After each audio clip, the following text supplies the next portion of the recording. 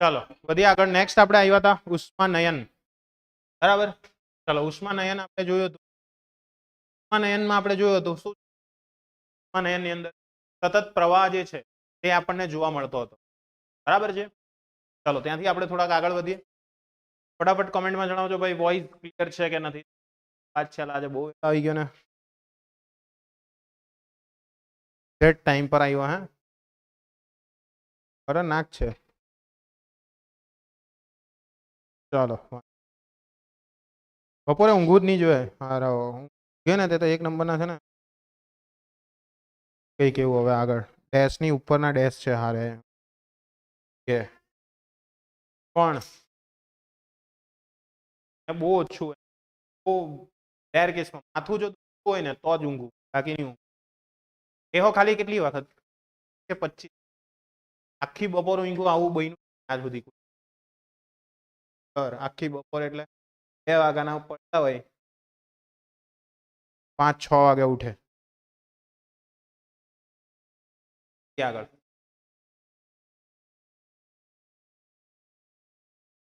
તો હવે જોઈશું આપણે ઉષ્માનયન. બરાબર. ઉષ્માનયન વિશે આપણે વાત કરીએ તો એમાં લાસ્ટ ટાઈમ મેં તમને પારંપરિક પવનો વિશે વાત કરવાની હતી. બરાબર છે. એ તમને લગભગ થોડોક નહીં સમજાયેલું. બરાબર. એવું તમારા ફેસના એક્સપ્રેસ વાંચતા મને લાગ્યું હતું. બરાબર.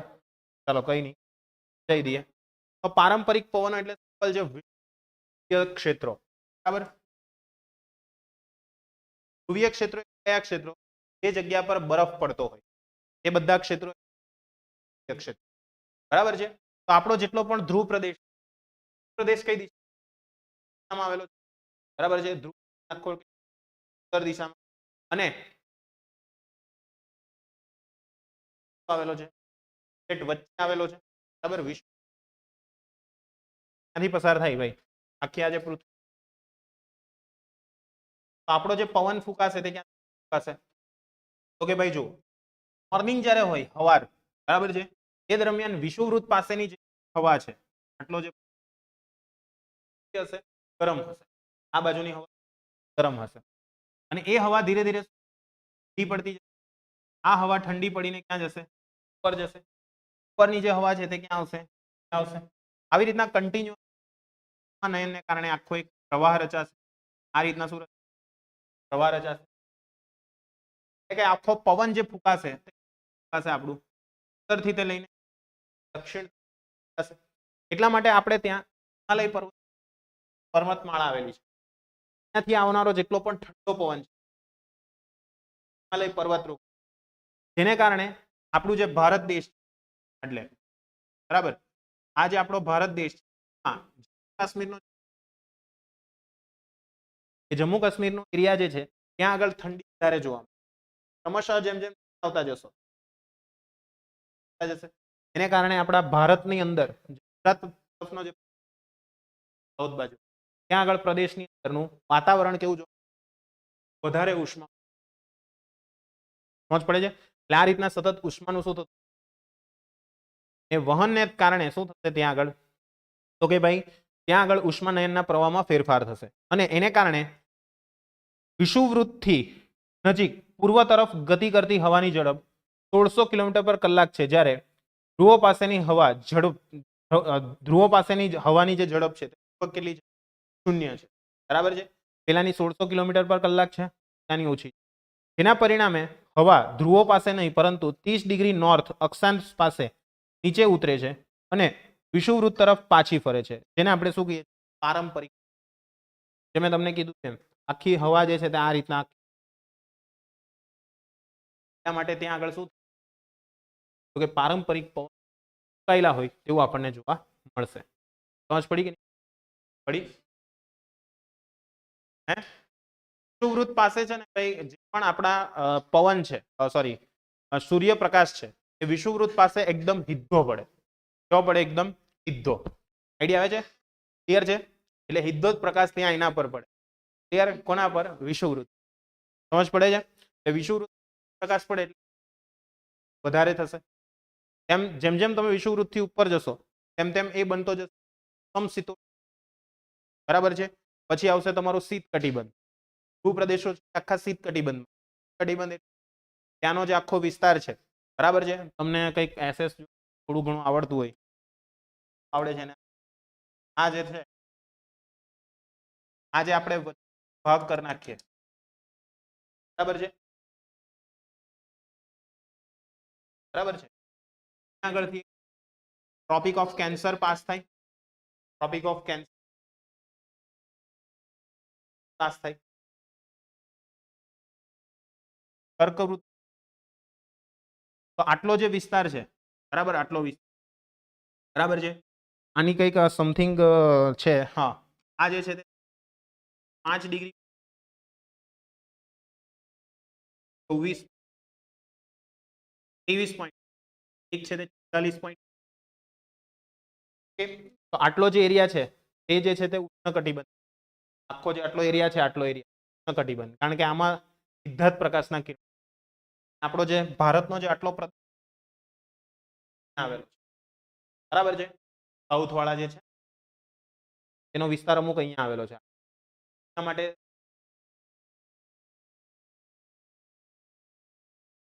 બરાબર છે. ચાલો ત્યાર પછી ને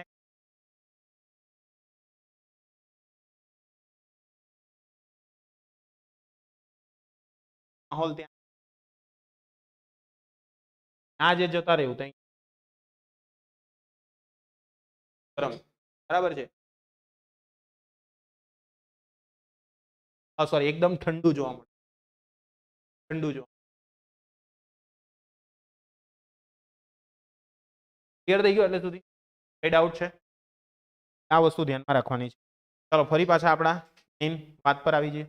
તો હવે આવે છે આપણું બહુ મસ્ત મસ્ત મજાનું એવું વિકિરણ, બરાબર છે, જેને આપણે શું, બરાબર, રેડિયેશન. તો અત્યાર સુધી આપણે ઉષ્મા વહનમાં શું થતું, વહનની અંદર દરેક પરમાણુ કરતા હતા, એમાં ભાગ લેતા હતા, જે પ્રસરણ થાય છે પ્રસરણ માટે દરેકે દરેક ભાગ લેતા હતા. ત્યારે એના પછી વાત કરવામાં આવે ઉષ્મા નયન, તો નયન ઘન પદાર્થ ભાગ નહીં લેતો હતો, ફક્ત કોણ ભાગ લેતો હતો? તરલ પદાર્થ. એટલે કે ત્યાં આગળ શું થતો હતો, જે કોઈ પણ પરમાણુ ઉષ્મા મેળવે છે એ પોતાના સ્થાનથી અન્ય તરફ શું કરે છે? કહેવડાવે છે, બરાબર છે. આ વસ્તુ ખાસ ધ્યાનમાં રાખવાની છે. એટલે અહીંયા આગળ ઉષ્મા વહન છે, ઉષ્માનયન છે, વગેરે ત્યાં આગળ જોવા મળે છે. હવે અહીંયા આગળ વાત કરીએ તો વહન અને વહન છે તે માધ્યમમાં કેટલાક દ્રવ્યોની, ક્લિયર છે, ઉષ્મા વહન હતું, ઉષ્માનયન હતું, તેમાં આપણને કોઈ પણ દ્રવ્યની જરૂર પડતી હતી. દ્રવ્ય માધ્યમ તરીકે કોઈ પણ હોઈ શકે, હવા હોઈ શકે, પાણી હોઈ શકે, ઘન પદાર્થ હોઈ શકે, બરાબર. વહન હોય તો 3 3 પણ ચાલશે, નયન હોય તો ફક્ત 2 જ ચાલશે. કોણ? પ્રવાહી ને વાયુ, એટલે કે તરલ પદાર્થો. પરંતુ વિકિરણની વાત કરવામાં આવે તો એમાં કોઈ પણ જાતના માધ્યમની, આ પદ્ધતિ એવી છે કે જેમાં કોઈ પણ જાતના માધ્યમની, સિમ્પલ એનું એક એક્ઝામ્પલ કે સૂર્ય પાસેથી જે હવા આપણા તરફ આવે છે, સૂર્ય પાસેથી જે પણ ઉષ્મા આપણા તરફ આવે છે, હવા બોલાઈ ગયું, એ ક્યાંથી આવે છે? તો કે સૂર્ય અને પૃથ્વી અવકાશ છે, અવકાશ છે ને, બરાબર, અવકાશ છે, છતાં પણ સૂર્યમાંથી આવનારી જેટલી પણ ઉર્જા છે આપણી પૃથ્વી સરળતાથી સરળતાથી શું થઈ પહોંચી શકે છે કે નથી પહોંચી શકતી? પહોંચી શકે છે. તો એનો અર્થ શું થયો કે વિકિરણ માટે વહનની અંદર થતું હતું, દરેકે દરેક દ્રવ્ય જે હતું તેમાંથી પસાર, વિકિરણની અંદર પણ જાતના એક્ઝામ્પલ, આપણે દૂર તાપણું કરતા હોઈએ ને દૂર આપણે બેસેલા હોય છતાં પણ આપણને થાય કે નહીં થાય? તો ત્યાંથી ડાયરેક્ટ ટ્રાન્સફર થઈ, એમાં 2 સ્વરૂપ દ્વારા, નયન દ્વારા પણ થયું, કિરણ દ્વારા પણ થયું. 2 સ્વરૂપથી ત્યાં આગળ શું થાય છે? ઉષ્મા ટ્રાન્સફર થાય છે. સમજાય છે? ત્યાર પછી વાત કરીએ, પરંતુ ખૂબ જ દૂર રહેલા હવા છે તે વાહક હોવા છતાં પણ પહેલા આપણને આ ઉષ્મા પ્રસરણની આપણે શું, બરાબર છે, કે આ જે આખો ફેરફાર છે, આ જે આખી પદ્ધતિ છે જેને આપણે રેડિયેશન તરીકે ઓળખીએ, તથા તરંગો દ્વારા ઉત્સર્જિત ઉર્જા કહેવામાં, એટલે આ જેટલી પણ ઉર્જા આવે છે તે કયા સ્વરૂપે આવે છે? વિદ્યુત ચુંબકીય તરંગો શેના સ્વરૂપે આવે છે? વિદ્યુત ચુંબકીય તરંગો સ્વરૂપે. અને આ વિકિરણ દ્વારા ઉર્જા ઉત્પન્ન થઈ હોવાથી આપણે એને કઈ ઉર્જા કહી શકીએ? વિકિરણ ઉર્જા પણ કહી. તમને સવાલ થશે તો વિદ્યુત બાર સાયન્સ આખું ચેપ્ટર છે, બરાબર છે. એમાં શું છે? વિદ્યુત, બરાબર છે. એટલે વિદ્યુતીય ચુંબકીય બંને ઘટકો એની અંદર હાજર હોય, એને કારણે એક નવું તરંગ બને, જેને આપણે કહીશું વિદ્યુત ચુંબક. 12મા ધોરણની 8મું ચેપ્ટર, બરાબર. એમાં હું તમને ચુંબકીય ક્ષેત્ર છે તે ખબર હોવી જોઈએ. એ બંને જ્યારે લંબ કરતા હોય તેને કારણે વિદ્યુત, બરાબર, સમજ પડે છે?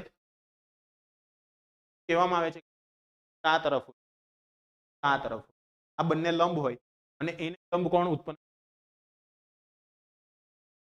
આ બેની ગતિ આમ હોય, આગળ જશે. ખ્યાલ આવે છે? આ ધ્યાનમાં રાખજો. ક્લિયર થઈ ગયું? ત્યારે આપણે ડાન્સના સ્ટેપ જોશું, બરાબર. ચાલો, તો વિદ્યુત ચુંબકીય તરંગો વિદ્યુત અને અવકાશ છે તે સાથે થતા હોય છે. અવકાશની અંદર પણ તરંગો, વિદ્યુત ચુંબકીય તરંગો તરંગ લંબાઈ દરેક તરંગને હોય, બરાબર છે. તરંગ લંબાઈ એટલે શું? તો 9મા ધોરણમાં આવતું હતું, બરાબર. માસ પ્રમોશન આખું ખબર ખ્યાલ હશે, છતાં પણ હું બતાવી દઉં, બરાબર છે. તો અહીંયા આગળ તમે જો આ રીતના આ એક તરંગ, બરાબર છે. તરંગ હંમેશા શું થાય? આગળ વધે. આવું તો તમને કંઈક થોડો ઘણો આગળ બે ક્રમિક, આ એક આ બેને આને કહેવાય, બરાબર છે. આ છે તે શું છે ને આ ગરતા, આ પણ શું, આ પણ શું. તો બે ક્રમિક તેને કહેવાય.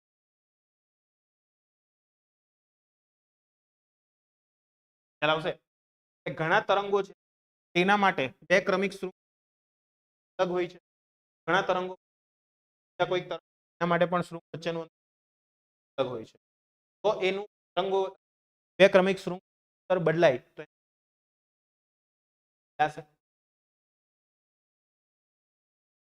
આઈડિયા આવે છે કે નથી આવતો?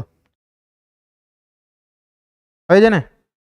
ચાલો, બે ક્રમિક શૃંગ વચ્ચેનું અંતર અને બે ક્રમિક ગર્ત વચ્ચે આપણે શું કહીએ? તરંગ લંબાઈ. ક્લિયર છે? તો આવા દરેકે દરેક દ્રવ્યો હશે તે પણ પોતાના અંદર તરંગો બહાર કાઢે છે. કેવી રીતે? તો કે સૂર્ય જે છે ને, સૂર્ય એની અંદર તાપ સંલયન પ્રક્રિયા થાય એટલે, જેમ કે અહીંયા આગળ એક હાઇડ્રોજન છે, એક હાઇડ્રોજન છે. ત્યારે આ બે હાઇડ્રોજન અથડાશે, બરાબર. તો અથડાશે તે આગળ બ્લાસ્ટ થયો, બ્લાસ્ટ થયો એટલે એની આજુબાજુ શું કંપન ઉત્પન્ન થયું. કંપન ઉત્પન્ન થાય એટલે શું? તરંગ એટલે ઓકે ભાઈ, પણ માધ્યમ હોય, માધ્યમની અંદર એ જે વિક્ષોભ છે એ તરંગ કઈ તરંગ, સમજ પડે છે? એ તરંગ જે છે તેની કેપેસિટી અલગ હોય, બરાબર. જેમ કે જોરમાં એમ અવાજ ઉત્પન્ન કરું તો એની વધારે, એટલે દૂર પણ એકદમ અવાજ ઉત્પન્ન કેમ એની સમજ પડી? એટલે આવી રીતના દરેકે દરેક તરંગો છે એની તરંગ લંબાઈ કેવી જોવા? અલગ અલગ જોવા. પોતાની સાથે એક ઉર્જાની સાથે એ આગળ વધતા હોય, તેની સાથે આગળ વધતા ઉર્જાની સાથે. ની સમજ પડી? તમે એનું એક સિમ્પલ એક્ઝામ્પલ આપો. બુલેટ જોયું? બુલેટ ક્યાં કરે તે? હવે એનું સાયલેન્સર છે ને, તમારા મોઢા પર એમ વાગે તો એટલે એની અંદરથી જે હવા લાગતી હોય તમારા મોઢા પર આવે તો તમને એવો કોઈ તમારી આગળ તમે જતા હોય લઈને જતા, સાયલેન્સર તમારા ડાચા પર એની અંદર હવા છૂટે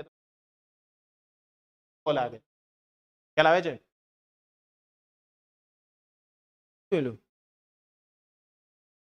ચાલો એના કરતા સિમ્પલ એક્ઝામ્પલ આપો. પાટિયું હોય, પાટિયું, એનાથી તમે કોઈ હવા નાખતા હો તો ત્યારે કઈક એમ ફોર્સ લાગે, એવું કઈક લાગે કે નહીં? હા, ચાલો, ક્લિયર. એટલે આ બધું તમે જોયું જ છે ઓલરેડી. એટલે જ્યારે પણ તમે પવન નાખો છો, બરાબર, ઘણી વખત તમે પેલા બેહેલા હોય શાંતિથી, અચાનક લાઇટ જતી રહે, એમ કરવા લાગે, તો અહીંયા શું થાય છે? તરંગો ઉત્પન્ન થયા. એ તરંગોને કારણે આવું જોરમાં કરો તો કંઈક લાગે છે? લાગે છે કંઈ? ચેક કરો, તમને તમારા પર કરો. લાગે છે ને? હા, તો એ તરંગોને કારણે થયું એમ. એટલે તે દરમિયાન તમને હવા અહીંયા લાગી, તો હવાએ શું એપ્લાય કર્યું? પ્રેશર દબાણ એપ્લાય એપ્લાય થયું. બરાબર, ચાલો, જોરમાં જ આગ છે. બરાબર, એનો અર્થ શું થયો કે આ વિકિરણ છે તે પોતે શું ધરાવે છે? ઉર્જા ધરાવે છે. બરાબર છે. ઉર્જા લઈને આપણા સુધી ઉર્જા લઈને આવે અને શૂન્યાવકાશમાં એક સમાન ઝડપથી તેઓ ગતિ કરે છે અને તેને આપણે પ્રકાશની ઝડપ, એ ઝડપ 3 × 8. આના વિશેનો વિગતવાર અભ્યાસ તમે 12મા ધોરણની 8મા ચેપ્ટર તરંગોમાં ખૂબ સારી રીતે, બરાબર છે. ચાલો, તો ઉષ્માના પ્રસરણ માટે માધ્યમની જરૂર નથી. તો શા માટે તે ઝડપ? તો કે આ રીતે ઉષ્મા શૂન્યાવકાશમાં સૂર્યથી તે લઈને પૃથ્વી સ્થાનાંતરણ કરે છે ત્યારે બધા જ પદાર્થો વિકિરણ ઉર્જાનું ઉત્સર્જન કરે છે. પછી ભલે ને તે ઘન હોય, પ્રવાહી હોય કે વાયુ, દરેકે દરેક પદાર્થ પોતાનામાંથી સતત વિકિરણ, બરાબર છે. આનું એક સિમ્પલ વસ્તુ, જ્યારે પણ કોઈ વસ્તુ હોય ને, સ્થિર હોય છતાં પણ એની અંદર સતત ઇલેક્ટ્રોન, તમને બધાને એ તો ખબર જ છે, ઇલેક્ટ્રોન શું થતું? બાહ્યતમ કક્ષામાં પરિભ્રમણ કરતા હોય. એ પરિભ્રમણ કારણે આજુબાજુનું માધ્યમ થોડુંક ડિસ્ટર્બ તો થાય ને થાય જ. મેં તમને કીધું, જ્યારે માધ્યમમાં ખલેલ પહોંચે એટલે શું? તરંગો ઉત્પન્ન થશે. કીધું ને, માધ્યમમાં વિક્ષોભ ગતિ તરંગ, વિક્ષોભ એટલે શું? ખલેલ.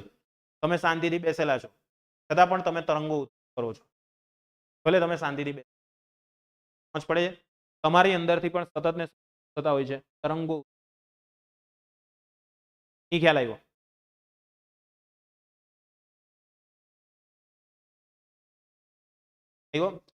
એટલે આ વસ્તુ ધ્યાનમાં રાખવાની છે. કોઈ પણ વસ્તુ હોય એ સતત પોતાની અંદર તરંગોનું, અને પછી એ ઘન હોય, પ્રવાહી હોય કે વાયુ હોય, કોઈ પણ પદાર્થ તેના તાપમાનને કારણે જે વિદ્યુત ચુંબકીય તરંગોનું ઉત્સર્જન કરે છે, એ પછી ગરમ લાલચોળ લોખંડના સળિયો હોય કે પછી વિદ્યુત ગોળાના ફિલામેન્ટમાંથી નીકળતા કિરણો હોય, આ દરેક કિરણોને આપણે કયા કિરણો કહીશું? બરાબર છે. જે પોતાની સાથે આવતો હોય તે બધા જ વિકિરણ, બરાબર, દરેકે દરેક પદાર્થ કહેવાશે આપણો. જ્યારે વિકિરણો અન્ય પદાર્થ પર પડે છે ત્યારે તેનું આંશિક પરાવર્તન થાય છે અને આંશિક, અને વિકિરણ દ્વારા પદાર્થના જે જથ્થાનું શોષણ થાય છે એ પદાર્થના રંગ પર આધાર રાખે છે. એના પર આધાર રાખે છે? પદાર્થના રંગ પર. સમજ પડશે?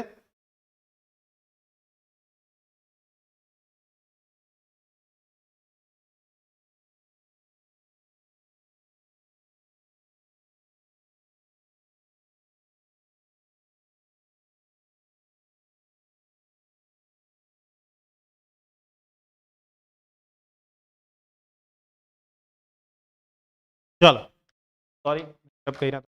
હા, આપણે આગળ વાત કરીએ.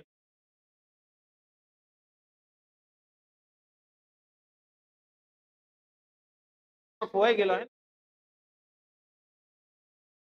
ચાલો, રોજ કઈ નવી આવે. હું આવું કરવાનું હાવ. ચાલો ક્યાં આગળ? ચાલો, હા, તો આપણે વાત કરતા હતા કે જ્યારે પણ વિકિરણ છે એ વિકિરણ દ્વારા પદાર્થની અંદર અમુક જે ઉષ્મા છે તેનું શોષણ થશે અને અમુક ઉષ્મા ઉત્સર્જન થશે. ખ્યાલ આવે છે? અમુક ઉષ્મા જે છે તે પોતે શોષી લેશે, અમુક ઉષ્મા એ પોતે બહાર કાઢી મૂકશે. તો એનું એક સિમ્પલ એક્ઝામ્પલ આપું. આપણને ઉનાળાની અંદર કાળા કપડાં પહેરવાનું શા માટે નથી કહેવામાં? કારણ કે કાળો કલર વધારે ઉષ્મા, સમજ પડે છે? એટલે વધારે ને વધારે ઉષ્મા શોષી છે, અને જેટલી ઉષ્મા વધારે શોષશે એને કારણે આપણે અહેસાસ થશે, ગરમીની આવશે. એના માટે ત્યારે કેવા કપડાં પહેરવા જોઈએ? કપડા, સોરી, સુતરાઉ કપડાં પહેરવા જોઈએ. કપડાં નહીં પહેરવા જોઈએ, સુતરાઉ કપડાં પહેરવા જોઈએ. સુતરાઉ પહેરવાથી શું તો કે ગરમીનું. હવે કોઈ પણ પદાર્થ તમને કયા કલરનો દેખાય? બરાબર, દાખલા તરીકે કોઈ પદાર્થ બ્લેક શાને કારણે દેખાય? તો કે એના પર પડનારા જેટલા પણ કલર છે એ બધા જ કલરનું જ્યારે એ શું કરી નાખતો હોય, શોષણ કરી નાખતો, ત્યારે આપણને શું દેખાશે? પદાર્થ જે છે બ્લેક દેખાશે. અને જ્યારે કોઈ પદાર્થ વ્હાઇટ દેખાતો હોય તો વ્હાઇટ ક્યારે દેખાશે? ત્યારે એ દરેકે દરેક કલરનું સર્જન કરી દે. સમજ પડે છે કે નથી પડતી? પડે છે. દરેકે દરેક આપણા પ્રાથમિક રંગો RG, red, green, black, sorry blue, એની વાત કરું છું. પ્રાથમિક કલરો એ મેં વાળા નહીં, બરાબર છે? પ્રાથમિક એટલે બરાબર છે. એટલે અહીંયા આગળ જ્યારે કોઈ પદાર્થ કોઈ ચોક્કસ રંગનું શોષણ કરે છે, બરાબર છે, સમજો. દાખલા તરીકે તમને કોઈ લાલ દેખાય છે તો લાલ શા માટે દેખાય? બધાનું શોષણ કર્યું ને લાલનું જ એને શું પરાવર્તન કર્યું, એટલા માટે તમને એ કલરનો દેખાય. સમજ પડે છે કે નથી પડતી? સમજાયું? આ વસ્તુ ધ્યાનમાં રાખજો. એટલે જ્યારે પણ કોઈ ચોક્કસ જથ્થાની ઉષ્માનું એ શોષણ કરે છે એ પદાર્થના રંગ પર આધાર રાખશે. એટલે કે જો પદાર્થનો રંગ કાળો હશે ત્યારે ઉષ્માનું, જો પદાર્થનો રંગ વ્હાઇટ હશે. ખ્યાલ આવે છે? દરેકે દરેક રંગો છે એ રંગો પણ અગત્ય. સમજ પડે છે? હા, યસ. દરેકે દરેક રંગ જે છે ને ઇમ્પોર્ટન્ટ છે. એટલે જ મેં તમને સ્ટાર્ટિંગનું જ એક્ઝામ્પલ આપ્યું કે આપણે વ્હાઇટ કલરના કપડા શા માટે પહેરીએ? કમ્ફર્ટેબલ રહે, એ કોઈ પણ ગમે તે ઉર્જાનું આપણે શોષણ ના કરી શકીએ. એટલા માટે તમે જુઓ દાદીઓ હતા ને બધા એ ના જ પાડે કાળા કલરના કપડા નહીં પહેરવા, ઢાંકણ ભૂઈ. ખ્યાલ આવે? એવું કંઈ નહીં હોય. એનું મેઇન કારણ એ છે કે પણ ઉર્જા હોય તમારી એ તમે એનો શોષણ કરી નાખો. સમજ પડે છે? અને રિયાલિટીમાં એવું છે કે ભાઈ કોઈ પણ તમે પબ્લિક પ્લેસમાં જાઓ, તમે અધ્યાત્મમાં કેટલું માને તે તો, પણ હું માનું છું એને આધારે કહું કે કોઈ પણ પ્લેસમાં જઈએ બ્લેક કપડાં નહીં પહેરવા. એનું કારણ છે કોઈ પણ વ્યક્તિ પોતાની અંદરથી સતત કંઈક ને કંઈક તરંગો બહાર કાઢતું હોય, બરાબર છે? એ આપણને દેખાતા નહીં હોય પણ એની અસર છે ને આપણા ઉપર સતત થયા. એટલા માટે તમે ગેટ ટુગેધર હોય, કઈ પણ વસ્તુ હોય ત્યારે મોસ્ટલી વ્હાઇટ કપડા શા માટે પહેરવામાં? કારણ આ છે મોસ્ટલી પૂજા કરીએ પછી પણ આપણે લઈ જવાના હોય, બરાબર છે, ત્યારે પણ આ મોસ્ટલી વ્હાઇટ કપડા પહેરે. કારણ શું છે? આપણી અંદર, બરાબર. આ બધું સાયન્સ છે એમ ચાલ્યું ત્યાં. સમજ પડે છે? ચાલો વધીએ આગળ. એ હમણાં તમને નહીં સમજ પડે, અધ્યાત્મની અંદર થાવ પછી વધીએ આગળ. ક્લિયર છે? હા. એ તરંગો આપણને નુકસાન શું પહોંચાડે કે આપણા સ્વભાવમાં ચેન્જ, આપણા સ્વભાવની અંદર આવે, આપણા વ્યક્તિત્વ આવે, બરાબર, આપણા માઇન્ડ પર એની ઇફેક્ટ. સમજ પડે છે? હવે બધાની ઇફેક્ટ કંઈક અલગ અલગ. એટલા માટે તમે જ્યારે પબ્લિક પ્લેસમાં કાળા કપડા નહીં પહેરો, આવું કહેવામાં આવે છે. હે બ્લેક એટલા માટે કે ભાઈ બ્લેક નું મુખ્ય વસ્તુ તમે મંદિરે જાઓ તો કાળા જ કપડા પહેરવા જોઈએ. કેમ? મંદિરની અંદર બધી પોઝિટિવ એનર્જી, પણ આપણે ત્યાં બધું એમાં લખેલું હોય ઉપર મંદિરમાં પહેલા કાળા કપડા પહેરીને, બરાબર. મોસ્ટલી મેં જોયેલું છે, બરાબર, તમે ઘણી જગ્યાએ મેં જોયું કે મંદિરની અંદર બ્લેક કપડા પહેરીને, મંદિરમાં તો મંદિરે બ્લેક કપડા પહેરીને કારણ છે મંદિરની અંદર બધી પોઝિટિવ એનર્જી તમારી અંદર સ્ટોર થાય બ્લેક કપડા પહેરીને. આ તમે માનો નહીં પણ મેં અનુભવેલું છે, બરાબર છે? એટલા માટે કહું. ચાલો વધીએ આગળ. આગળ નથી. ચાલો, એટલા માટે જ્યારે પણ આપણે જોયું રંગના પદાર્થ કરતા કાળા રંગના પદાર્થો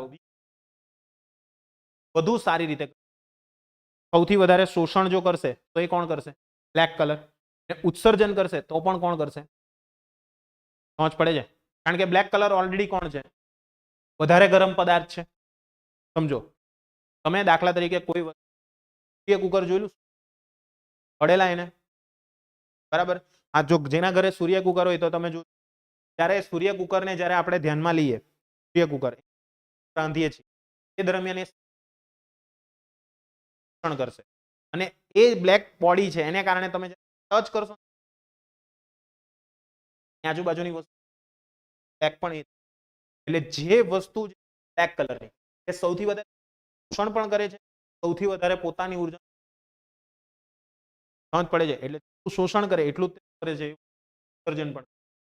ની સમજ પડી? હે પડી ને? ખ્યાલ આવ્યો? ચાલો, એટલા માટે આપણા વાસ્તવિક આપણા દૈનિક ઘણા બધા આપણે ઉનાળામાં આછા હલકા રંગના કપડા કરીએ, પરંતુ શિયાળા દરમિયાન આપણે ઘેરા રંગના કપડા શોષણ કરી શકીએ અને આપણા શરીરને આપણે કેવું રાખી શકીએ? હુંફાળું રાખી શકીએ. સમજ પડે છે? એટલે હુંફાળું એટલે ખબર પડે છે ને, વધારે ને વધારે આપણે આવનારી જે ત્યાર પછી ખોરાક રાંધવાના વાસણોના કાળા રંગના રાખવામાં આવે. ગેસ સ્ટવની મહત્તમ રાંધવા માટે શાકભાજીને સરળતાથી આપી શકે. ત્યાર પછી બીજું આ જ રીતે બે દીવાવાળો ગ્લાસ કે થર્મોસની બોટલ, એક એવી બોટલમાં ભરેલી વસ્તુ બહારના પરિસર લઘુત્તમ કરી કાચની બે દિવાલોનું પાત્ર છે. અત્યારે તો એમાં ઘણો ચેન્જ આવી ગયો. જેમ કે તમે પેલા સ્ટેનલેસ સ્ટીલના બાટલા યુઝ કરો, તો એને કાપીને જોયેલા કોઈ દાડો? જોજો યુટ્યુબ પર. એમાં તમને વચ્ચે છે ને ખાલી સ્પેસ, બરાબર છે, એ ખાલી સ્પેસ જે જોવા મળે ત્યાં શું થશે? ગાડી આપશે. એટલા માટે તમે જે પેલા બાટલીઓ યુઝ કરો છો, બરાબર, સાદી બાટલી, બરાબર છે, સ્ટેનલેસ સ્ટીલ વાળી, તો એની અંદર જ્યારે તમે પાણી ભરો ગરમ ભર્યું હોય તો ગરમ ને ગરમ જ રહે. કેમ? વિનિમય આપે છે એટલા માટે. સમજ પડી કે નહીં પડી? પડી. એટલે ની તો શોષણ કરે, ની તો ઉત્સર્જન કરે. બને ત્યાં સુધી શું કરશે? પોતાની ને પોતાની ઉષ્મા, જો પોતે જ તે ઉષ્મા ગુમાવી હોય તે જ ઉષ્મા ફરી પાછી શોષણ ઉત્સર્જન. સમજ પડી કે નહીં પડી? પડી. આ વસ્તુને એની અંદર અને બહારની દિવાલો પર ચાંદીનો ઢોળ ચડાવેલો હોય છે. આપણે પણ જોયું તો બાટલો જે છે અંદરથી મસ્ત ચકમકાટ ચકમક ચકમક. એનું કારણ શું છે? તો કે ભાઈ અંદરની દિવાલો છે તે પરાવર્તન પામી બોટલમાં રહી વસ્તુને પાછું આપવામાં આવે. એટલે જે વસ્તુ રહેલી છે, આ જો આ જ બાટલો, આજ જવાબ, બરાબર, લાવ જલ્દી. તો હું કયો બાટલો કહું છું તે જોઈ લેજો, બરાબર. આવી રહ્યો આ બાટલો, બરાબર છે, ક્લિયર છે. એની અંદર તમે જોશો ને કઈ એવું નથી, હા પાણી જ છે, કઈ નહીં, પણ હું ખાલી કહું છું. એમ અંદર તમે જોશો ને અહીંયા બધું છે ને એકદમ જુઓ, આ જો અહીંયા અંદર છે ને બધું એકદમ મસ્ત ચકમક ચકમક. કારણ કે એનાથી શું થશે? જેટલી ઉર્જા એને ઉત્સર્જી છે એટલી જ ઉર્જા એ પોતે શું કરશે? પણ કર્યા કરશે. સમજ પડે છે એની? ક્લિયર છે? એટલે આ બાટલાની અંદર તમે જોજો, થઈ છે ને આ બાટલી અંદર તમે જો હશે ઘણી બધી વખત. ક્લિયર? આની જ છે ને? તો આ જ રીતે બહારની દિવાલ છે, બહારથી આવતા વિકિરણોને બહાર કાઢી મૂકશે. ક્લિયર છે? એટલે એ શું થશે? સતત ઉર્જા જે છે એનું સ્થળાંતરણ અટકાવે છે. સતત ઉર્જાનું શું કરશે? સ્થળાંતરણ અટકાવશે. ક્લિયર થઈ ગયું બધાને કે નહીં? ક્લિયર છે? અને બે દિવાલો વચ્ચેની જગ્યાને અવકાશિત કરી વહન અને નયન દ્વારા ઉર્જાનો વ્યય છે તેને ઘટાડવામાં આવે અને ફ્લાસ્કને બૂચ જેવા પ્રતિરોધક મૂકવામાં. મેં તમને કીધું ને બૂચ શું કરશે? પ્રતિરોધક છે. ઉષ્મા પ્રતિરોધક અને અંદર પણ નહીં આવવા દે, અંદર વાળીને બહાર પણ નહીં. ખ્યાલ આવે છે? બહાર વાળી અંદર હો નહીં આવે કે અંદર વાળી બહાર હો નહીં જાય, બંને ક્યાં રહેશે? પોતાના સ્થાન પર જ. બરાબર છે? ખ્યાલ આવ્યો? ત્યાં ધ્યાન રાખજે. ચાલો, અને માટે જ આ સાધન ગરમ વસ્તુ જેમ કે દૂધ છે એ ઠંડી થતી રોકે છે, તેમજ વૈકલ્પિક રીતે ઠંડી વસ્તુ જેમ કે બરફ ગ્રહિત કરવામાં પડે છે બધાને? નથી પડતી? પડે છે? અરે ભાઈ, તમે વૈકલ્પિક રીતે ઠંડી વસ્તુઓ રાખવી હોય, તમે દાખલા તરીકે આ પાણી કામ કરજે, આ બાટલી હશે ને ઘરે એકાદ તો હશે ને, તો બાજુવાળાને લઈ લેજે, કઈ નહીં, બરાબર. તો એમાં તું બરફ નાખી દેજે, એ જ બરફને હાંજે ખોલજે, બરફ હશે જ એમાં, થોડોક તો થોડોક બરફ તો રહેશે જ, બરાબર. આપણી અહીંયા જે બાટલી જે લીધેલી છે 100% કાર્યક્ષમતા ધરાવતી નથી. કોઈ પણ વસ્તુ 100% કાર્યક્ષમતા ધરાવતી નથી. જો 100% કાર્યક્ષમતા ધરાવતી હોત તો વહન ઓછું થઈ જાય. વસ્તુ ધ્યાનમાં રાખવાની કે આનું પ્રસરણ વિકિરણ દ્વારા કેવું થાય? વિકિરણ દ્વારા કેવું થાય? સૌથી ફાસ્ટ શેના દ્વારા? હવે તમે જ એક વસ્તુ વિચારો, ધારો કે ઉષ્મા વિકિરણ દ્વારા સૌથી વધારે જતી હોત તો શું થાત? પૃથ્વીનું અસ્તિત્વ રહેત? Just for an example. દુનિયામાંથી કેટલી પણ આપણા સુધી મગજ કે શા માટે અમુક ઓકે વિકિરણ સ્વરૂપ બહાર કાઢે છે. વિકિરણ એવું ગમે તે એટલે આપણી સુધી આ પ્રમાણમાં કિરણ દ્વારા હંમેશા સૌથી વધુ ઉષ્મા કોના દ્વારા પહોંચે? વહન દ્વારા. એના પછી એનથી ઓછી નયન દ્વારા અને સૌથી ઓછી સમજ પડે છે કે નહીં? પડે છે. સિમ્પલ એક્ઝામ્પલ આપું. દાખલા તરીકે તમારા મોઢામાંથી તમે ઉષ્મા બહાર કાઢો છો. સિમ્પલ સમજો. આપણે જસ્ટ એક્ઝામ્પલ લઈએ.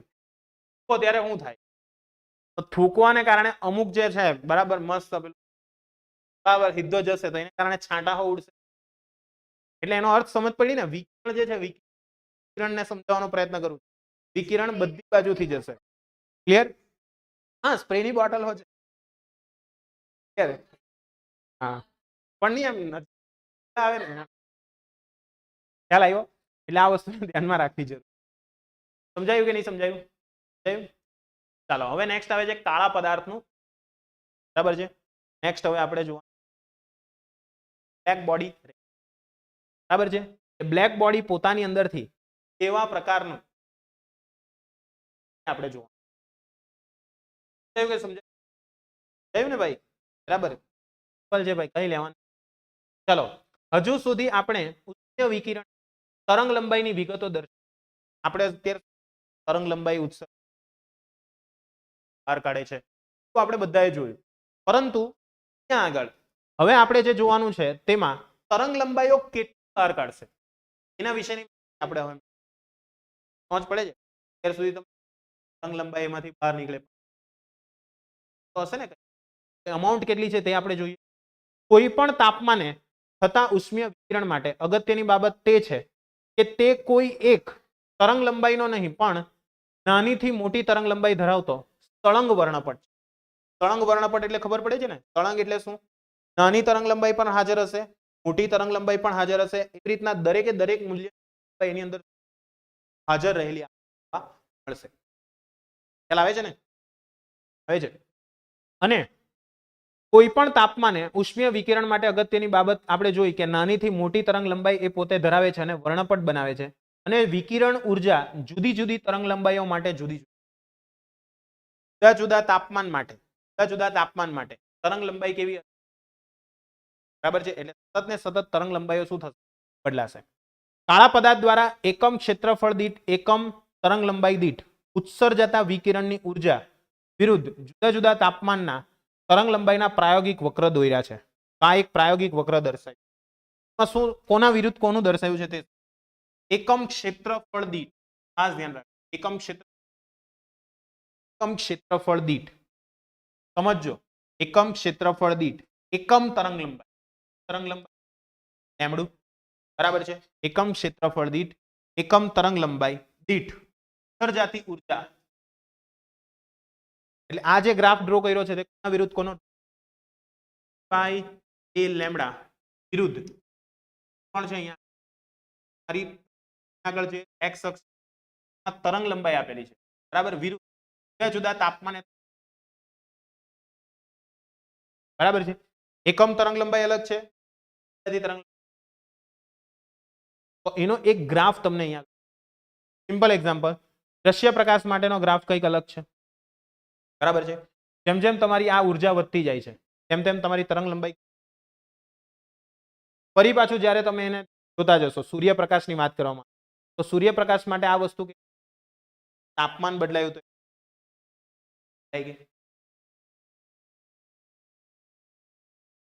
આલેખની અંદર જોશે આ યુ બાય એ લેમ્ડા છે સમજવાનો પ્રયત્ન કે જેમ જેમ તમારી લંબાઈ વધે છે.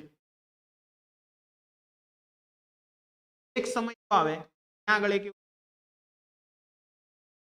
તમે અહીંયા જુઓ બાય એ લેમ્ડાની વેલ્યુ ભલે ગમે વધારે પણ તરંગ લંબાઈ કેવી થઈ. તો આ એક ગ્રાફ દર્શાવ્યો છે કે જો તાપમાન વધારવામાં આવે છે તો આ ગ્રાફ કઈ તરફ શિફ્ટ થાય છે એમ શિફ્ટ, અને તાપમાન ઓછું હોય તો એ ગ્રાફ કેવો સિમ્પલ જુઓ આગળ આર્ક લેમ્પ છે તાપમાન કેટલું ગ્રાફ કેવો જો આ રીતનો જો આ જ વસ્તુ માટે ડ્રો માટે કેવું એમ જોવા ખ્યાલ આવે છે. એટલે તાપમાનને આધારે ઉત્તર જતા પ્રકાશની તરંગ જોવા મળશે, પરંતુ ત્યાં આગળ પ્રાપ્ત થતી તરંગ લંબાઈ ખાસ ધ્યાન રાખજો, પ્રાપ્ત થતી તરંગ લંબાઈ અને જે તાપમાન છે ગુણાકાર જો તમે ગુણાકાર કેવો હશે કોઈ પણ તાપમાન લેશો કોઈ પણ તરંગ લંબાઈ લેશો એનો તમે જ્યારે ગુણાકાર કરો છો ને ગુણાકાર કેવો જો અચળ જોવા, અને એ અચળ છે આવું સૌપ્રથમ વખત આપણને નામના કોણે જોયેલો એટલા માટે એને સ્થળાંતરનો કયો નિયમ કહેવાય આવ્યો ત્યાં વિના સ્થળાંતરના નિયમ સ્થળાંતરનો નિયમ જો લેમ્ડા ઇન્ટુ ટી થશે અચળ બરાબર છે. લેમ્ડા એમ એમ નો અર્થ શું એમ એટલે તરંગ લંબાઈ અને વિના અચળાંકની જે વેલ્યુ છે તે યાદ રાખવાની છે 2.9 ગુણ્યા 3 ઘાત મિલી કેલ્વિન સોરી મીટર કેલ્વિન ખ્યાલ આવશે. સ્થળાંતરનો જે અચળાંક છે અચળાંકની કિંમત 3 ઘાત મીટર કેલ્વિન જેટલી એની ખ્યાલ આવ્યો ને આવ્યો.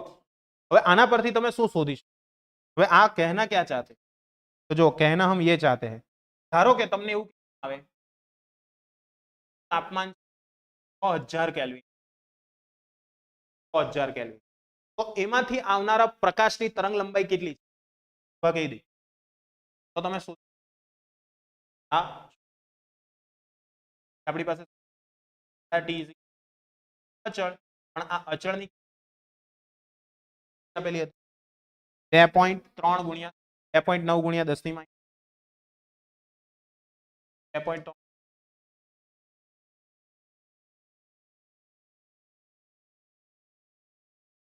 આના પરથી તમને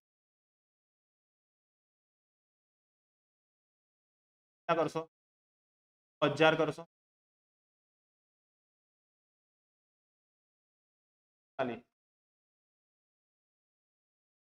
4.8 માઇનસ 7 થશે ત્યાં શેમાં આપણને ખબર છે દ્રશ્ય પ્રકાશની તરંગ લંબાઈ આવે પ્રકાશની તરંગ 4000 એંગસ્ટ્રોમ કેટલી આવશે 7000 4000 માઇનસ 4 ગુણ્યા આવી ગયું ખ્યાલ આવે છે ખ્યાલ આવ્યો કે નહીં આવ્યો. એટલે તમે તાપમાનને આધારે તરંગ લંબાઈ શોધી શકો અને તરંગ લંબાઈને આધારે તમે તાપમાન શોધી તાપમાન ખબર પડે છે ખ્યાલ આવે છે બે એટલે જુદા જુદા તરંગ લંબાઈના આધારે તાપમાન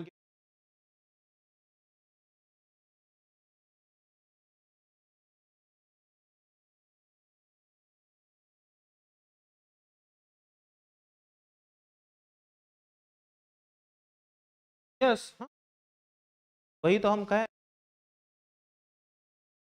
तापमान शोधी तापमान हशे तो उत्पन्न थती છે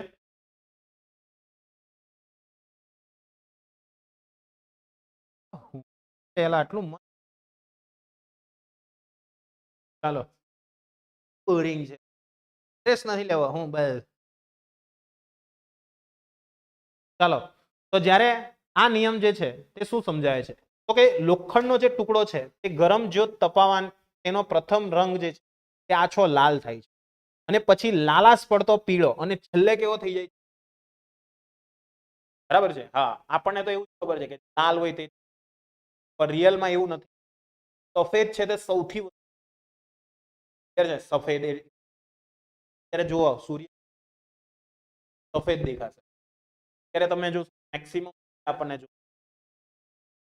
જોયું આવું કોઈ દાડો, બરાબર?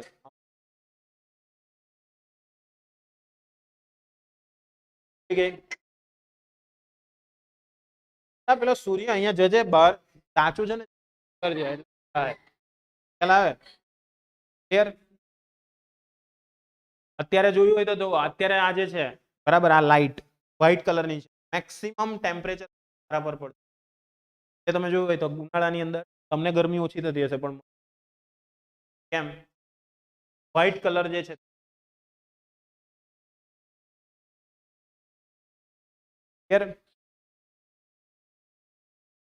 એ તને મોકલું,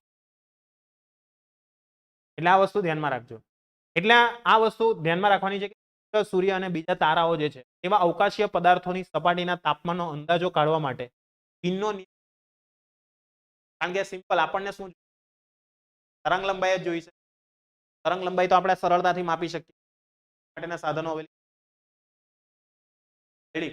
એટલે સૂર્યમાંથી આવનારા જે પ્રકાશના કિરણો છે તે માપી શકો.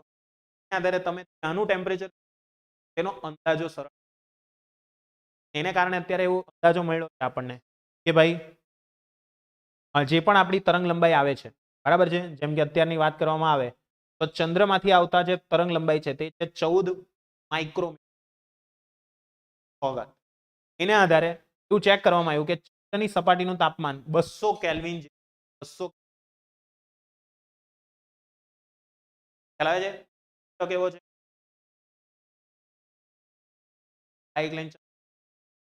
બરાબર છે, મસ્ત થઈ જશે. ખ્યાલ આવે છે? સુધાશે. ચંદ્ર વ્હાઈટ છે, પણ શેને કારણે વ્હાઈટ છે? એમાં જો આ વસ્તુ યાદ રાખો ભાઈ, પોતે જાતે જે ઉત્સર્જિત કરે છે તે તો વ્હાઈટ છે, તેને કારણે એ તમને તાપમાન કેવું આપવાનું છે? વધારે જ આપવાનું છે. ચંદ્ર છે તે સ્વયં પ્રકાશિત નથી. ત્યાંની માટી છે તે વ્હાઈટ કલરની છે, અને એ માટી પર જ્યારે પ્રકાશ પડે છે એના રિફ્લેક્શન જે થાય છે તેને કારણે ચંદ્ર વ્હાઈટ દેખાય છે. પોતે સ્વયં પ્રકાશિત નથી, પોતાની અંદર કોઈ જાતની ઠંડો છે એકદમ પડી રહેલો એમ. જ્યારે સૂર્યની અંદર શું થાય છે? સતત સંલયન પ્રક્રિયા, બરાબર? સંલયન એટલે ખબર પડે છે ને, કોટ, બરાબર છે? હાઇડ્રોજન હાઇડ્રોજન ઠોકાય એકદમ, બરાબર, ને ઠોકાય એટલે હંમેશા ઉર્જા ઉત્પન્ન થાય. એનું એક સિમ્પલ એક્ઝામ્પલ આપું. જોરમાં તાલી ઠોકો, તમારામાં જેટલો દમ હોય ને એટલો કરો, કરો જલ્દી ફટાફટ, બરાબર? એકદમ જોરમાં, એક જ વખત જેટલી તમારામાં દમ હોય એટલો જોરમાં. એ હું અલા જોરમાં એમ ઠોકો નહીં, એમ જોરમાં તો તમને જો એમ ગરમી થોડીક લાગશે. જોરમાં એક સાથે બધા એક વખત 3 2 1. આ એક માહી આવી ગયા વચ્ચે. ચાલો ફરી એક વખત 3 2 1. ચાલો, એટલે અહીંયા શું થયું જુઓ, તમને શું થયું? કઈક ચમચમ ચમચમ થવા લાગ્યું. એ શું છે? બસ માસી શાંતિ રાખો જરાક, બરાબર? એટલે આ જે થયું તે શું થયું? ક્લિયર થયું? શું થયું અહીંયા આગળ? તો કે ભાઈ તમને કઈક ગરમીનો અહેસાસ થયો? ખ્યાલ આવે છે કે નથી થયું? ખ્યાલ આવે છે? એટલે સતત ને સતત એમાંથી શું થાય છે? સર એટેક આવી જશે. હા ભાઈ નહીં આવે. ચાલો ક્લિયર થઈ ગયું? આઈડિયા આવ્યો? આ વસ્તુ ધ્યાનમાં રાખજો. ક્લિયર છે? તો સૂર્યમાંથી આવતા પ્રકાશની તરંગ લંબાઈ આપણને 4753 એંગસ્ટ્રોમ જોવા મળી, અને જે મહત્તમ છે જેના અનુરૂપ એનું તાપમાન 6060 કેલ્વિન. સૂર્ય છે તેની સપાટીનું જે તાપમાન છે એ તાપમાન કેવું જોવા મળ્યું આપણને? 6060 કેલ્વિન. છે આ વસ્તુ ધ્યાન. આ તાપમાન છે તે સૂર્યની સપાટીનું છે, જે તેના અંદરના ભાગનું નથી. હજી તો સપાટી પર છે. અંદરના ભાગનું તાપમાન 1.5 કરોડ કેલ્વિન ઓનલી, બરાબર? એટલે જે આકૃતિ તેમાં વિકિરણના વક્રો ખૂબ જ અર્થપૂર્ણ આવે છે કે વક્રો છે તે સાર્વત્રિક છે. તે તાપમાન ઉપર આધાર રાખે છે, પણ પરિમાણ, આકાર અને કાળા પદાર્થના દ્રવ્ય પર આધાર રાખતો. એના માટે મેં તમને કે જ્યારે તાપમાનની અંદર ચેન્જીસ આવશે તો વક્રની અંદર પણ શું આવશે? એટલા માટે તમે જોયું હોય તો 3000 વાળો વક્ર કેવો હતો? આ ટાઈપનો હતો. 6000 નો વક્ર આ રીતનો હતો પેલામાં આકૃતિ. ચાલો, એટલે આ વસ્તુ પર મેઇન આધાર રહેલો છે. થશે કે નહીં થશે? ચાલો, તો આ રીતના આ જે વક્ર છે બરાબર છે, એ વક્ર વિશેની માહિતી આપણે જોઈ. સદીના શરૂઆતમાં કાળા પદાર્થના વિકિરણોનો સૈદ્ધાંતિક સમજૂતી પ્રયત્નો ભૌતિક વિજ્ઞાનના ક્વોન્ટમવાદની ક્રાંતિને ઉત્તેજન આપ્યું, અને જે તમે પછીના અભ્યાસક્રમમાં શીખશો. ક્વોન્ટમવાદ શું છે? ચાલો, ખૂબ જ મોટા અંતરો સુધી માધ્યમની ગેરહાજરીમાં ઊર્જાનું સ્થળાંતરણ વિકિરણ દ્વારા જ શક્ય બને છે, અને નિરપેક્ષ તાપમાન T પદાર્થમાંથી કુલ વિદ્યુત ચુંબકીય ઉર્જા તેના પરિમાણ, તેની ઉત્સર્જનતા અને સૌથી મહત્વનું તાપમાન પર આધારિત હોય. કોઈ પણ પદાર્થમાંથી ઉર્જા કેટલી સર્જાય એ કોણ પર આધાર રાખશે? શેના પર આધાર રાખશે? સૌથી પહેલું કે એનું પરિમાણ. ઉર્જા તેના પરિમાણ પર આધાર રાખશે. ઉર્જા ક્ષમતા એટલે ઉત્સર્જકતા, કેટલું જલ્દીથી વહેલું ઉત્સર્જિત કરી. અને બીજું સૌથી તાપમાન. તાપમાન બહુ અગત્યનું છે. તો આના સંપૂર્ણ ઉત્સર્જક પદાર્થ માટે એકમ સમય ઉર્જાનું સૂત્ર તમારે યાદ રાખવાનું છે. H is equal to A sigma T raised to H is equal to T raised to, જ્યાં જે છે પાસે સ્ટીફન બોલ્ટ્ઝમેન કેવા છે એને બરાબર છે, સ્ટીફન અને બોલ્ટ્ઝમેન આગળ સૂત્ર પણ એડ બરાબર. E એટલે શું? એટલે શું? ઉત્સર્જકતા. અને આપણે મોસ્ટલી એક લેશું બરાબર છે. એટલા માટે તમારું સૂત્ર જે છે તે શું બને? A sigma T raise to. Clear છે? ખ્યાલ આવશે? ઓરિજિનલ સૂત્ર શું યાદ રાખવાનું છે? H is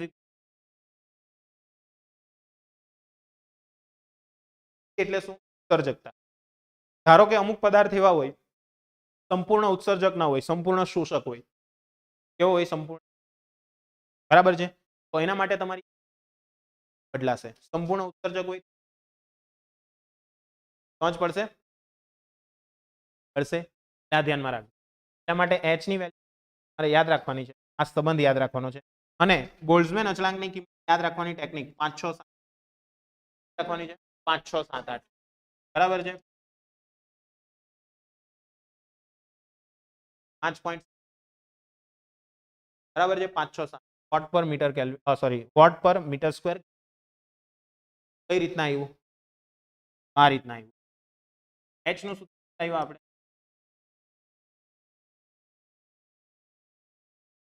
એ આવ્યું બરાબર છે. આપણે શું H is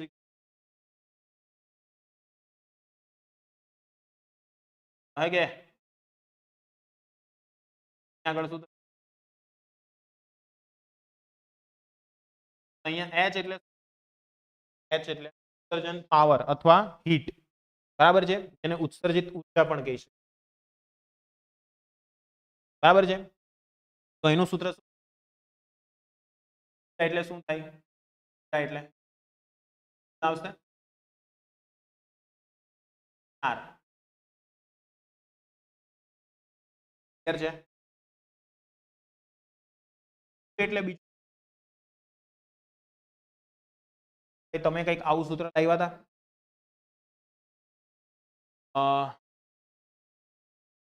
power P watt into work છે ને? આના પરથી શું વોટ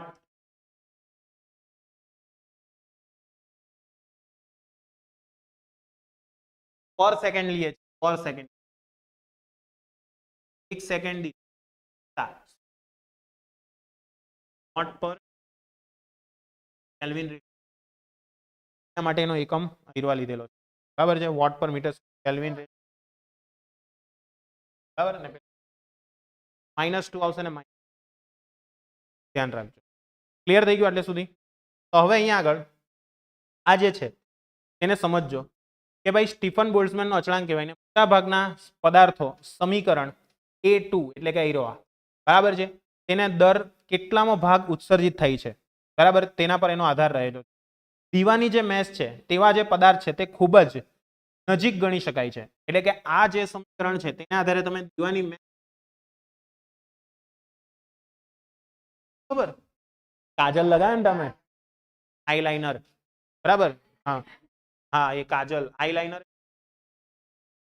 અચ્છા પે તો અહીંયા ઉપર લગાવે, પાપણ પર લગાવે, ચાલો એટલે હા તું લગાવે એટલે તને એવું લાગે પણ મેં તો એવું જ ચાલો નેચરલ છે તો નેચરલ રાખો ને એમાં શું તા બધું ખબર, હા એમાં અમુક તો પેલું કઈ ઝલક ઝલક વાળું લગાવ્યા કરે ખબર નહીં ચમૈકા જ કરે નહીં આ, ચાલો બરાબર, એટલે એને આઈલાઇનર કેવાય એવું નહીં ખબર હતી પણ જોયેલું એમ બધું, બરાબર, એટલે આંખો જોયેલી બધી. બ્લેક એ શું આવે, આ તે હું બ્લેક કલર ની હું મોસ્ટલી એ જ કહેતો હતો. આ જે કરે તે હું ઉપર કરે તે શેડો, ઓકે હા સાંભળ્યું, એટલે મેં બરાબર જ કીધેલું હતું, હું તમે લોકો મને જુઠ્ઠો પાડ્યો તો હું મેં આઈલાઇનર કીધું તે બરાબર પેલું એમ કહીને એ ચાલો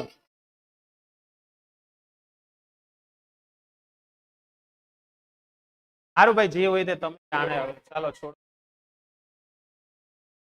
આ જે દીવાની મેશ છે દીવાની મેશ તેમાંથી તે આઈલાઇનર બનેલું, બરાબર, તમને નહીં ખબર હોય તો કહી દઉં. નાનલા છોકરાઓ હા એ જ કાજલ કાજલ, બરાબર છે, એ કાજલ છે તે દીવાની મેશ માંથી બનેલી, બરાબર છે, ચાલો ક્લિયર છે.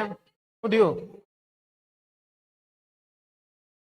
નામ છે વાઈફ નું નામ છે, આ લોકોએ બનાવી આપ્યું છે. રિયાલિટીમાં તારી વાઈફ નું નામ કાજલ છે, હજી પાકું નથી થયું એવું, કઈ નહીં કઈ અલા તે સગાઈ થઈ એટલે પાકું જ થઈ ગયું લા, એટલે સગાઈ થઈ ગઈ ને એટલે એમ થઈ ગઈ છે એમ નથી થઈ એટલે તું પાકું કે એમ 50%, હે સગાઈ હો અડધી થાય એવું, એટલે હજુ એટલે એક મિનિટ, એટલે તું હજુ તું જ સાઈન કરી છે એને નથી કરી એવું છે, એટલે પૂછ્યું એમ, ના ના એટલે ખાલી પૂછું, ઓકે સગાઈ થઈ ગઈ, કોંગ્રેચ્યુલેશન્સ પહેલા એક વખત, ચાલો વાંધો નહીં, હવે હું બાકી છું પણ કઈ નહીં સારું, ચાલો વાંધો, તો આ દીવાની મેચ છે સાચો છે, બરાબર, ચાલો પરિમાણ રહિત ઉત્સર્જકતા તરીકે ઓળખાતો ગુણોત્તર જે છે તેને આપણે ઈ કહીએ છીએ, અને સંપૂર્ણ ઉત્સર્જક માટે ઈ બરાબર 1 અને ટંગસ્ટનના બલ્બ 4 છે. ટંગસ્ટનના બલ્બ માટે 3 કેલ્વિન તાપમાને 0.3 સેન્ટીમીટર સપાટીના ક્ષેત્રફળમાંથી ઉત્સર્જિત ઉર્જાનો દર, બરાબર, ઉર્જાનો જે દર છે મેં તમને કીધું પર સેકન્ડ કેટલું થાય એ તમે h is equal to a e t4 ની મદદથી તમે કરી શકો છો, ગણી શકો છો. એ કેટલી વોટ જેટલી, એટલા માટે આપણે જે બલ્બ લાવીએ ને પેલા બલ્બ ફિલામેન્ટ વાળા પીળા બલ્બ તેના પર જોજો 60 વોટ શું છે, આટલી ઉર્જા 1 સેકન્ડમાં એ ઉત્સર્જિત કરે છે, આટલો પાવર એનો,